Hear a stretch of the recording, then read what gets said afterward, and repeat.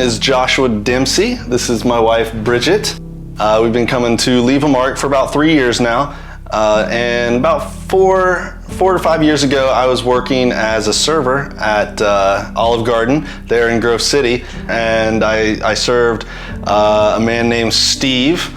A lot of you know him as Pastor Steve. He came in with some family members and some friends, and I got to talking to him, talked about my life a little bit, and he, formally invited me to Leave a Mark. Said that he thinks I'd fit in very well there, and with the motto "No perfect people allowed," he was correct.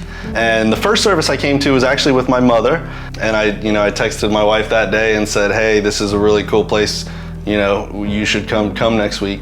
Let's check it out." So we went the following week, him and me and his mom again, and we just fell in love with the place and said that this is where we want to start attending church and get back into it. And we've been coming ever since.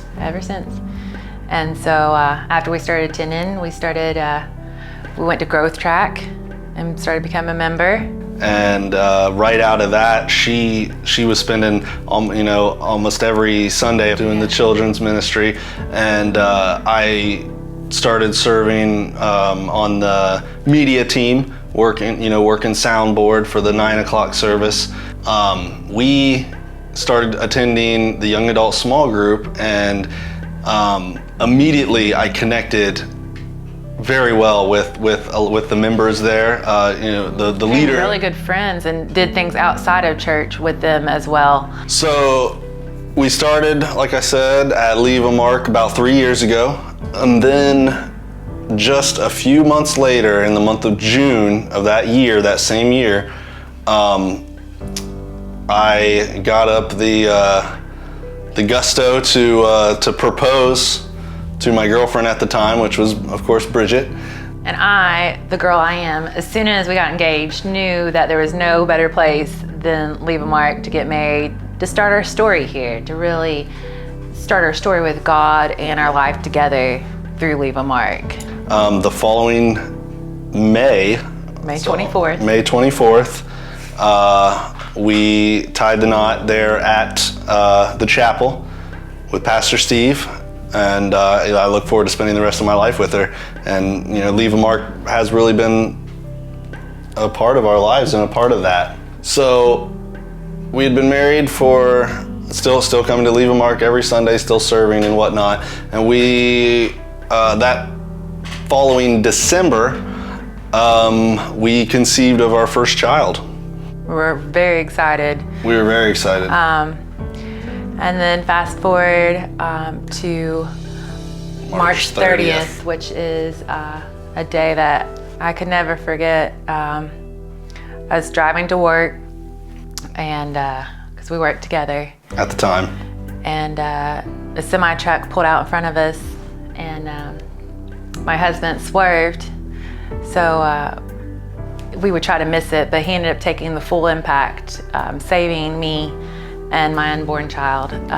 I think we hit the rear end of a semi-truck trailer going every bit of 45, 50 miles per hour, if not more. And the car had caved in on my side and hit me in the face, hit me in the head, in the nose especially, in the forehead area, just completely destroying almost every bone in my face. Including my nose, which was basically gone. But what amazes me about that whole incident is the fact that my 3 to 4 month pregnant wife was in the same car as me and walked with nothing but a scratch on her hand. 3 little stitches. And the baby was completely fine. I had a traumatic brain injury. And I mean, they literally, my nose was so gone and demolished that they had to cut into my chest to take part of one of my rib cage bones out to repair my nose with. So my nose, I basically had plastic surgery done on my face, and my nose has been completely repaired with bones from my chest. And prior to the accident, we were at church the day before, and Steve was preaching, and he was talking about God's grace.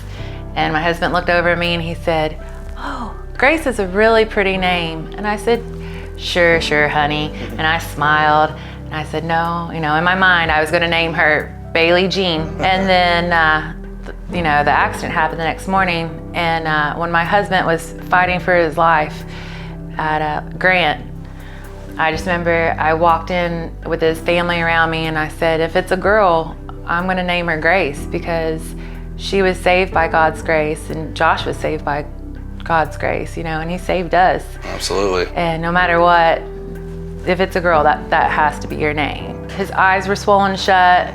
He had his jaws wired shut, and the only communication he had was from a whiteboard that he would blindly write on. Barely write and on. I remember him writing down, he could feel that God was moving through his life, because he wrote down, "I can really feel God making a huge impact on my recovery this time around." And I know it was because of everyone praying for us, all the love and support we had from our family and friends, and Leave a Mark. I had people from Leave a Mark that I'd never even spoken to since being there come and pray over Josh and pray with me, and it really spoke so much into my life. This trial, it's really a blessing in disguise, and I think that's true. It helped move me and move Josh and I so much more than we already were with God. But it moved me to just really sit back and listen to him and know that I can't just depend on my husband or depend on the outside world, but I got to depend on God. And it's okay to get knocked down and not get right back up, that you can just stay on your knees and just keep your eyes fixated on the cross and just pray to him, and he'll get you through it. He'll hold your hand, and that's what this whole experience taught me. Do I wish that happened? I'm legally blind now. I have no vision in my right eye. I can't drive. My life has dramatically been changed by that car accident. But man, seeing the love, the unconditional love that came from Leave a Mark while we were there going through that, just really changed me for the better. Our relationship got stronger. We prayed, together every day, and we still do. The car accident was quite an event, quite a life-changing event for us. I think physically I'm still dealing with some issues, but mentally, there was, for me to have physical damage to my brain, to the front part of my brain, and to come out, even my trauma doctor said after everything, "You have had one of the worst facial fractures we've ever seen, and for you to have recovered as fast as you have blows us away." Overall, my personality is the same, my sense of humor is the same, my intelligence is the same. I haven't lost any of my memory, and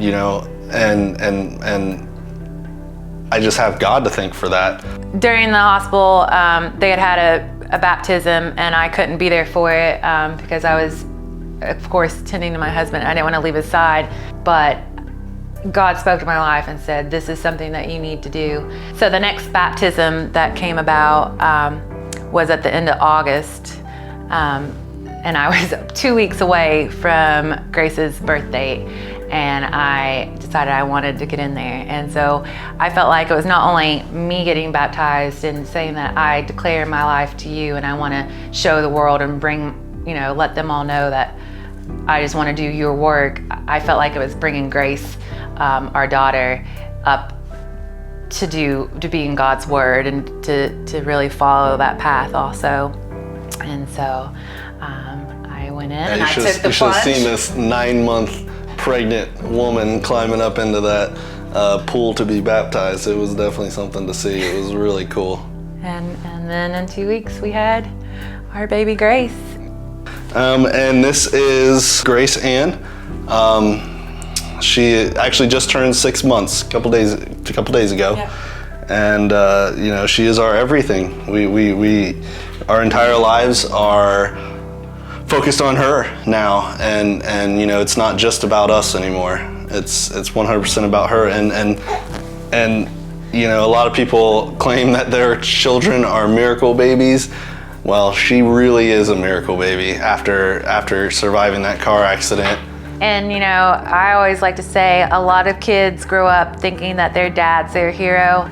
But what's amazing is Grace is going to know that her dad truly, is a hero. He saved not only me, but her. We just want to dedicate Grace, at this baby dedication because God gave us Grace. So I just want to give Grace back to God